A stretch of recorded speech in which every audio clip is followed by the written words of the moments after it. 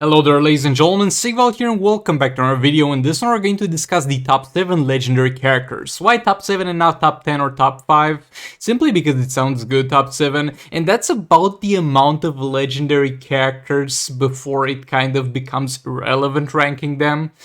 And yeah, well, that being said, I'll mainly keep in mind the performance. I'll only keep in mind actually the performance in league raids and soul raids of those characters, because in Arena and Champions Arena, anything you build works as long as you play it correctly. So we're looking for raids and soul raids performance. Also, this list will be free to play friendly. I will assume you don't have any of the pay to win artifacts.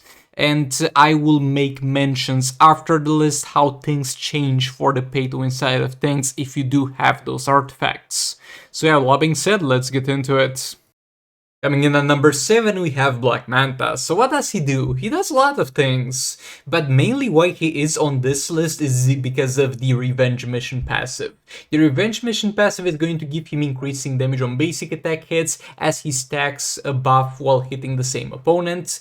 In Arena and Champions Arena it's quite easy to lose this, but in Raids and Swords you only have one opponent in most fights, so you're not gonna lose this buff. And you're gonna stack a lot of damage on basic attack hits. He's gonna do a very decent amount of damage by himself, and he's gonna do 2 billion damage with Raven, though he is not gonna be on the top of this list because he requires a lot. Like, this dude requires a lot of his investment to make work. His passive upgrades all the way to 6 stars, so at peak performance he needs to be 6 stars. You need to have him at least 4 stars so you can comfortably tag in and out and the passive won't expire. You need to have his gears from a gear chest. You need to maybe have also a high star rating Brainiac if you're using him with Brainiac. So this dude will do work, will do a lot of work, but trust me, will also require heavy investment. So while he's an amazing character to have, and I'm so happy I have him and I have him built, he's definitely not to be regarded as a priority in terms of acquisition. But yeah, let's move on. Coming in at number 6, we have Brainiac. What does Brainiac do? He steroids for any legendary character in the game because of this passive. Living Metal is going to transfer a portion of attack, health, lethal chance, and lethal damage to legendary teammates. And lethal attack damage is a very powerful stat that he can access through using special ones, because the special ones are going to give him some lethal attack damage, and you can stack this up to 400% per fight, and you're going to transfer that lethal attack damage to other legendary characters. Now for the pay to win side of things is gonna be better, but for the free to play side of things is also gonna be very good, because this man has a challenge where you can farm him, you can drop his gears, you can refresh the challenge for cheap to farm him faster, and you can pair him up with pretty much any legendary character that you get your hands on. And if you get crazy unlucky, you're still gonna get a Collector for Superman or a Golden Armor Wonder Woman for free. You pair them up with Brainiac, you get a good to go team, and then afterwards you're gonna pair this dude up eventually with Manta, and you're gonna get yourself some decent damage. Brainiac is definitely a good man for the free-to-play side of things. He's so much better for the pay-to-win side of things because lethal attack damage works for the beta club, but for the free-to-play side of things, this is where he sits, in my opinion, at the very least. Coming in at number 5, Batman Ninja Gorilla Grodd. So what does Grodd do? He's got a passive that makes him stack power bars very fast, and that also applies to the Batman Ninja teammates. He's got another passive that increases the damage on each 5th attack, and also heavily decreases the damage and defense of the enemy. This stacks multiple times, by the way, you're gonna get some crazy results where the enemy literally does super move and does 7k damage. It's absolutely insane. Also heal himself when he's low, he's got a shield. Overall, this man is, because of this passive, the best tank and the best combo builder in the game at the same time, and he's an amazing support for the Batman Ninja team. And the thing that I love about him is that if you want him as a support for the Batman Ninja team, you do not need the gears, you do not need him to be higher star rating. Will he do better with gears and higher star rating? Well, of course, but he will do well enough for you at 3 stars, no gears, just drop him in the Batman Ninja team and watch your Batman Ninja Catwoman get to full power in seconds. Grodd, amazing character, I love him. Coming in at number 4 for the free-to-play side of things, there's gonna be the newest addition to the Injustice Mobile roster, Zatanna. So Zatanna's gonna be here mainly because of one thing. I mean, two things, but mainly because of percentage hull damage. Percentage hull damage is one of the best things in this game, and this scales up with boss's health, and you're gonna do so much damage because of it. Excuse me, I was showing the wrong ability. And yeah, she goes up to 30% percentage hull damage, and also will get more out of Just League Dark teammates, so she's amazing already.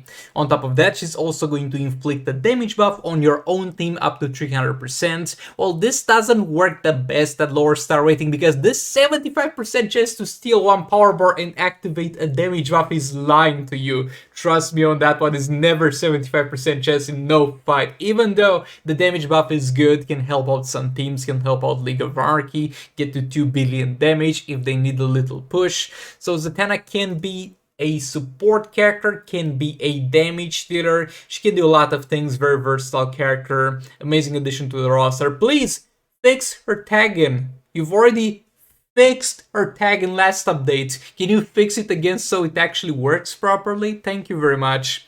But yeah, very good character. It also works well from low investment, like you can have a Zatanna with 3 stars and no gears and still do a lot of damage with the percentage health, though obviously you would need to be a little bit careful so that she doesn't randomly die. But yeah, let's move on. Coming in at number 3, we have Batman Who Laughs, and you might wonder, why is Batman Who Laughs better than Zatanna? He's doing basically the same thing that she does, that being percentage hull damage, and yes, it's a little bit more percentage hull damage than Zatanna, but Zatanna also buffs other characters, yeah. Normally I would have put him after Zatanna, because Zatanna also buffs, but nowadays, at the very least at the time of making this video, Batman Drowned is absolutely insane in terms of damage, and Batman Who Laughs does play a role in that, because he can get her so much faster into Crisis Energy mode, mainly because of this passive. So yeah, very great synergy with one of the best, if not the best, free-to-play character in the game, and also some percentage hull damage of his own. His abilities are also fine. Amazing character overall, no complaints here, and also works very well for the free-to-play side of things at low investment. A 3-star Batman Who Laughs, and with no gears, will do almost as much damage. Will work basically at 90% potential of a 7-star Batman Who Laughs, let's say 80%, but that's still huge with 3-star no gears. Just make sure he doesn't die and he will do very, very well for you. Coming in at number 2, we have our boy Deathstroke. So what does Deathstroke do? Deathstroke is going to inflict percentage hull damage to the enemy with his special 2, all the way up to 36%. But we've already seen that with so many characters on the list, I mean 2 of them, not so many. But it's not something that's quite unseen, but what's unseen is that this 36% is lying to you. It's gonna do so much more than that, because this damage is on an ability, so that you're going to equip Nora Snow Globe on this man, and then both of the clones that are going to get summoned by that are going to have access to the entire percentage health damage pool that he has on this ability. So he's gonna virtually deal double or 2.5% the damage that you actually expect this man to do, and he's amazing because of that. Other than that, he's gonna power generate, so that's gonna be great. You're gonna get so much power to get your specials, and he's also gonna have a constant heal on this, so that you're not going to run out of health anytime soon, and you're gonna be able to pretty much get the stuff that you need to get done. But all being said, let's get to the number 1 spot. Coming in number 1, we have Raven. Anybody surprised? I didn't think so either. So Raven's special 1 is gonna give you more damage. A lot more damage. And it's gonna be damage against specific hero, and that's kind of the best way to buff damage in Just Mobile in terms of how it's calculated. For the pay-to-win side of things, she's gonna be so much better, but for the free-to-play side of things, she's also gonna be amazing. You do need some stuff to make her work, though. You need either a built League of Anarchy or a very strong Manta to do 2 billion damage, but she will definitely help you out with that. In early on, she's gonna be pretty good, regardless. So overall, Raven, I feel like, is the best character for the free-to-play side of things as well, legendary character, and arguably the best character in the game, though nowadays there can be some arguments against that. But yeah, thanks so much for watching. This was my list. And yeah, did you think I forgot about you? We got the pay-to-win side of things right now because there's a few changes. in the pay-to-win side of things. First of all, Mr. Freeze, he's dog shit for the free-to-play side of things, but you have Beta Club. Do you have the artifact called Beta Club? If you do have the artifact called Beta Club, he jumps to the second best character, second best legendary character in the game.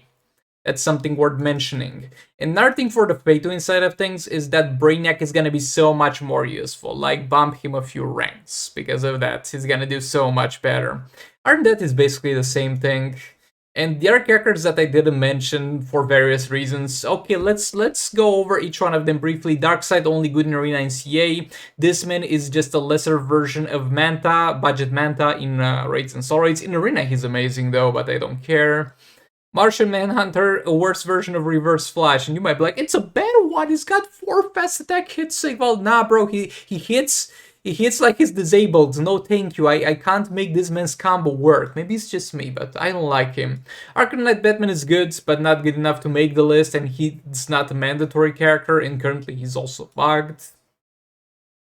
Golden Armor Wonder Woman, good in Arena and Champions Arena, good nowhere else.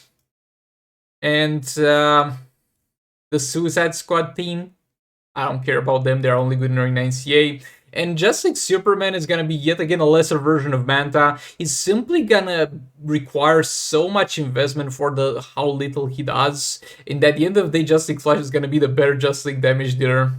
But yeah, thanks so much for watching. Like the video if you liked it, dislike it if you disliked it, and I'll see you all in the next one. Goodbye! This is the future.